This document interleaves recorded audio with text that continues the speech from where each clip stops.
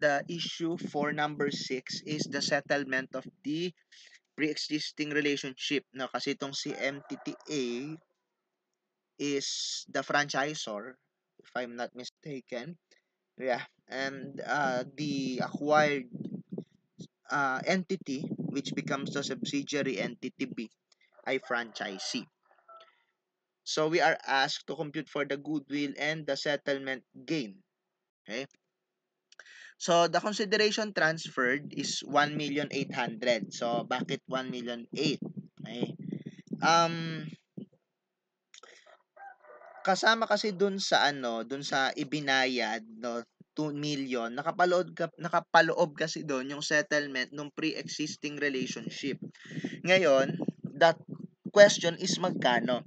Dun sa second bullet, no, yung franchise agreement kasi na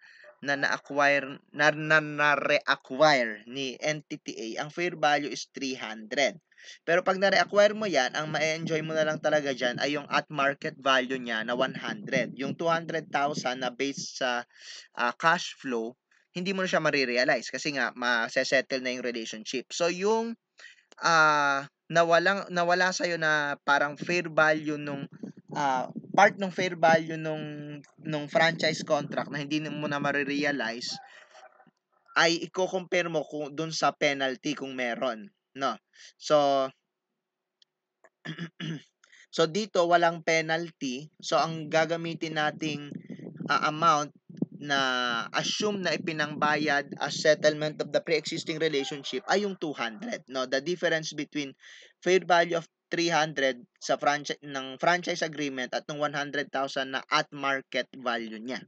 Okay, so yung consideration transferred is only 1,800,000 versus the fair value of net identifiable asset na meron ding adjustment.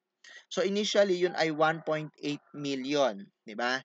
So tatanggalin mo yung 150,000 na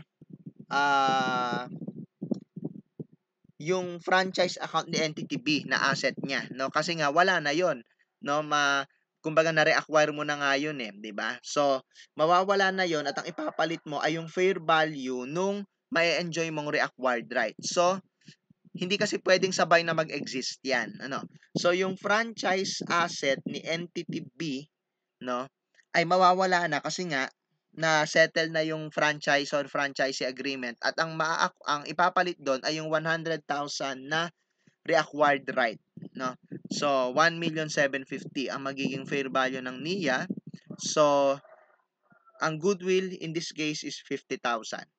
Now for the settlement gain or loss, so kagaya nga ng sabi ko, ang assumed settlement amount ng pre-existing relationship is 200,000. Ngayon sa books ni A, meron siyang liability related to this contract. So that will be considered extinguished. So 230,000 'yon.